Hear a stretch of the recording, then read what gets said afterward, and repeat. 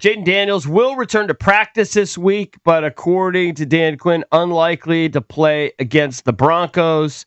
Of course, he dislocated his left elbow on November 2nd in that game against Seattle. But he's been cleared to practice, but he hasn't yet been cleared to absorb contact. So you kind of just get the sense that even though he probably feels okay, they're being cautious. They don't want to just throw him right to the wolves. So if you had a bet, he'll play the last 5 games, not the last 6. Well, if he could stay healthy, yeah. If I had to bet, he'd play the following week. Is this on purpose to dodge the Broncos? I don't know. I don't think so. That's a dicey game to do that. I think it's just to, give him an extra week to heal. Maybe extra cautious. I think there's definitely something to it. Like if they were playing the Raiders this week, they might have played they might have just thrown them in. Right, maybe. Them in there. I think they've been slow. I think they've been slow to bring guys back. They seem extra cautious, which, given the history of this team, I think that's fine. I was surprised when Joe Burrow didn't play this week. Yeah, me too. So I think that there's just caution. So, yeah, it's interesting because when you read some of the Denver stuff, like I was just kind of previewing some of their stuff for the game, their people are expecting him to be cleared to play. So they're like, yeah, you can't take this game lightly. They're expecting that Jayden will be cleared ultimately to play in the game. So they're kind of preparing for Jayden, which I guess you have to do. Yeah, they're also coming from a position where they're battling for the 1 seed in the AFC with the Patriots. Listen, God bless the Broncos, and they'll probably smoke us. But I have to tell you, I can come up with a scenario where I can belittle them a little bit. Oh, real? Okay. Okay, here's where I'm looking at it. I can't wait to hear this. I'm strapped in for this one.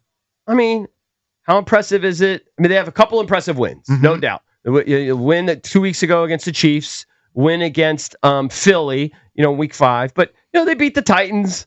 They beat the Bengals. They beat the Giants. They beat the Jets. They have a lot of cupcakes. They beat the on the Cowboys. schedule, they beat the Texans. They beat the Raiders. Yeah. And the Jets was a close game. This schedule is a joke. Okay? So I don't really know how good they are. Look, they've won a bunch of close games, and you don't want to discredit them. But their offense isn't overwhelming. Nick's is okay. I mean, if you look at some of these analytics, they're not that favorable at Bo Nix, but he has pulled out some late game wins. And they beat the Raiders 10-7. I would just be more worried. I'd be worried primarily about their defense and the fact that they're going to speed up Marcus Mariota. They're going to pressure him throughout the game, pressure him into possibly making bad decisions running the offense. I'd be more worried about that than I would be about Bo Nix and Cortland Sutton and their mishmash running game. But to EB's point about whether they're legitimate. Yeah. And you can't take away their wins, but just think about how bad the Raiders are. We just saw the Raiders give up 10 sacks this past week, and they eked out a 10-7 win against the Raiders. You know that sometimes teams punch down to the level of competition they're playing. That happens. I'm not saying they're a bad football team. They're good. They'll probably beat us. I mean, we're terrible this year, so they'll probably smoke us. But I'm not sure they're that good. They're better than us, but I'm not sure they're that good. They may be a counterfeit 9-2, but that defense I would be a little bit concerned about it heading into the matchup. So I think they're going to cause a lot of problems for the offense. Where's Bo Nix rated when you look at his passer rating or his QBR? I don't think he's that high. I was looking at some stats while you looked that up. It's interesting. So the Broncos defense is number 8 in run stop win rate, Cakes. The Commanders' offense is number 14 in run block win rate, although they rate much higher in overall, in rushing as a team. What are they, about 5th or 6th in the league in rushing? Now, it's gone down significantly in the last 5 or 6 weeks. They haven't been nearly as effective as they were in the first half of the season, but they will have their hands full. Look, Sean Payton's a great offensive play caller. He's won a Super Bowl, very well-respected coach. And they draft Bo Nix, and he supposedly believes in him. But there have been some leaks, I'm telling you, that make you think that Bo Nix maybe isn't that great. So just looking at his old school passer rating, 85.8. Here's the neighborhood that's around him for passer rating. Tua, Spencer Rattler, Carson Wentz, Bryce Young. He's 26th in passer rating, 19th in QBR. So he strikes me more as a guy who will struggle throughout a game and then he'll come to life like late in the third or fourth quarter and like rescue the team. Yeah. That's kind of the way he operates. Like he might look terrible for a half or maybe even 3 quarters, and then he comes up with like a clutch drive or 2 drives. He's maybe it's kind of what he does. You're going to be offended by this, but I mean this is a positive. But maybe he's a better Taylor Heineke. You know what I mean? Like a gamer. He's a gamer. Yeah, gamer type. Maybe not that impressive in practices or training camp, but when the pressure's on, he'll deliver. Obviously, Dan Quinn had to take over the defense because Joe Witt's defense just wasn't hitting. The Commanders ranked 30th in Pro Football Network's defensive impact score, Cakes. I don't know what that is, but sure. They're the second. They give up the second most yards per game total, the 4th most passing yards per game, and the 6th most rushing yards per game. Is that what Dan Quinn means when he says we're going to arrive violently and uses all of his buzzwords about his defense? Well, let's hope. Let's hope. All right, so let's go to DQ. We got some stuff here where he talks about how important it is. This is quote. This clip 2. Where he talks about how important it is to see Jayden back on the field again. I think it's important as Jayden's getting going, learning to play like this position at the highest level competitively, also doing it safely. And those are reps, that you develop as well. It's a skill just like throwing and processing. And so all those things are important. But him included, it was awesome today to have everyone really back at practice, John, including 3 guys that were in their 21-day window and too early to call a lot of the guys, for the game. But getting on the field and having the guys here, John, that was a big deal, man, to have that many. It's been a long time since I said that out loud of everybody's here and working. That's for sure. So some of the guys he's talking about is Terry McLaurin has been practicing. He participated in a light practice. And Cakes, I'm not trying to trigger you, but Noah Brown, his 21-day practice window is opened up. So he's closer to returning from his right groin strain that sidelined him for most of the season. Drake Jackson, his window opened November 13th.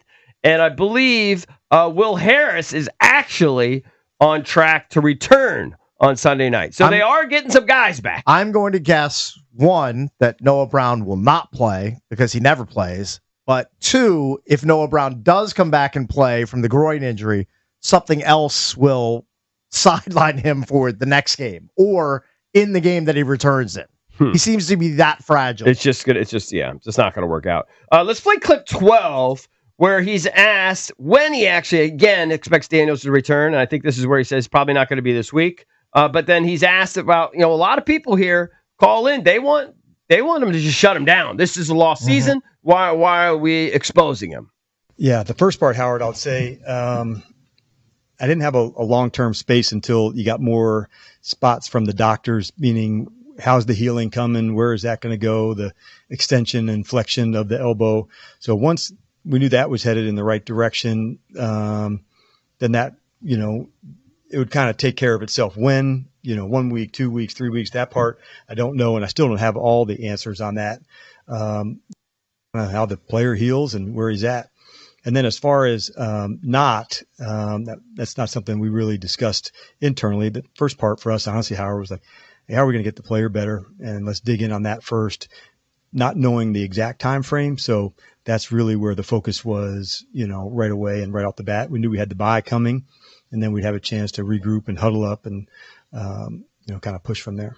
So you're basically saying they never really got to that point. They first just wanted to get him healthy and then see where they are. There's no way, in my opinion, if you're returning to practice with 6 games left, that you're just going to shut him down. I mean, I just think that's nuts. So he needs the reps. The team needs the reps. We need to see where we're at. If you get 5 games, let's say he doesn't play this week, and you get 5 games.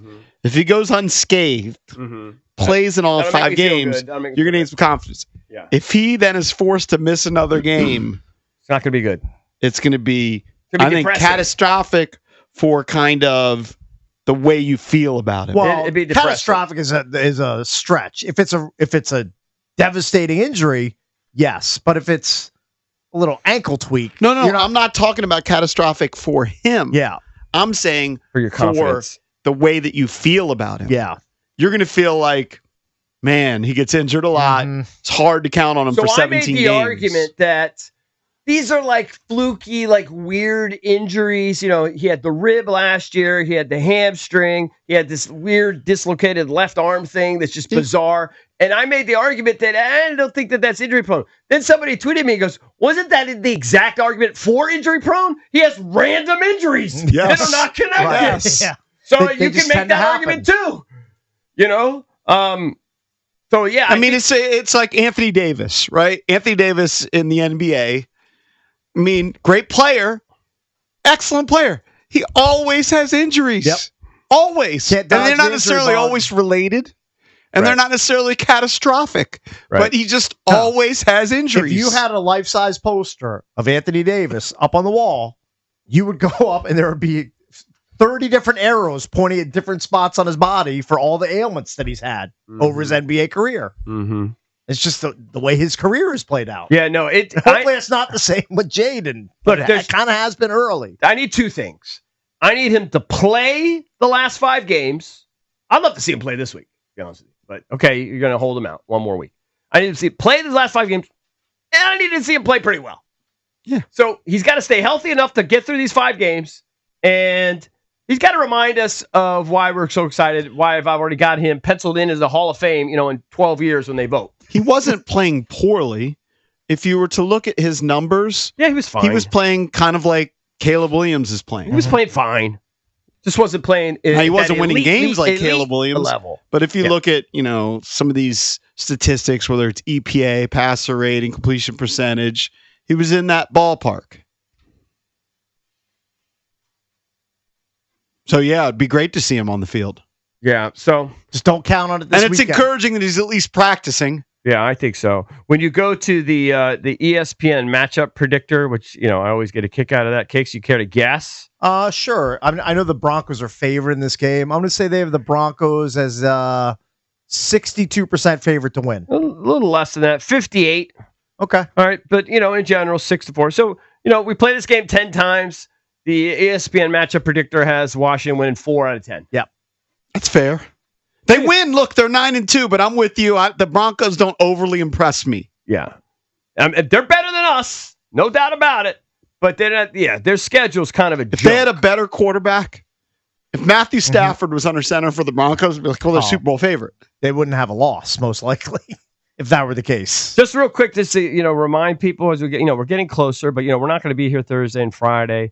You mentioned Nick's, just to give you his numbers. You said his quarterback rating's 86. He's got 18 touchdowns. Yeah, it's 8 not, picks. That's not horrible. 18-8. You take that every year. 2,400 yards. He's got some passing. rushing element to his game He's too. He's not Jayden at his prime, but he can move with his feet if he needs to. he's got 50 rushes for 200 yards. Look, the last time I 4 watched yards a him, pop. he had a game-winning drive. Right. You have to keep an eye on. They got it looks like 2 backs. J.K. Dobbins is the big one. He's banged up he's got a foot injury. Okay, so that's not gonna be good. there. So He's always banged up. He's See that? injury He's prone. the definition of injury prone. So Yeah. he's out for this Out. game. And then I guess it's R.J. Harvey, it looks Rookie. like, who's gotten the bulk of the other carries. He's averaging about 4 yards a carry. He's got 2 touchdowns. The receivers you got to keep an eye out for. Cortland Sutherland, he's got 74 targets. Troy Franklin, he's got 81 targets, 5 touchdowns. Sutton has 4. And then I guess you get into guys like Evan Ingram, their tight end. Marvin Mims, if he's still healthy. He's more like the return guy. Franklin's the guy who's been ascending, and that was Bo Nix's teammate. Mims has back got in 32 Oregon. targets. Yeah. So, it's somebody they look to. Yep. All right, when we come back, should you dress for your upcoming holiday flight either during Thanksgiving or Christmas the way Unfunny What do you Ben mean? is dressed for work today? What do you mean for your upcoming holiday flight? Yeah, should you dress the way that Ben is dressed for work today in pajama pants? For your flight? Yeah, for your flight at the airport. Should you wear pajamas to the airport? Yes. Okay. So we'll get into that next here on The Fan.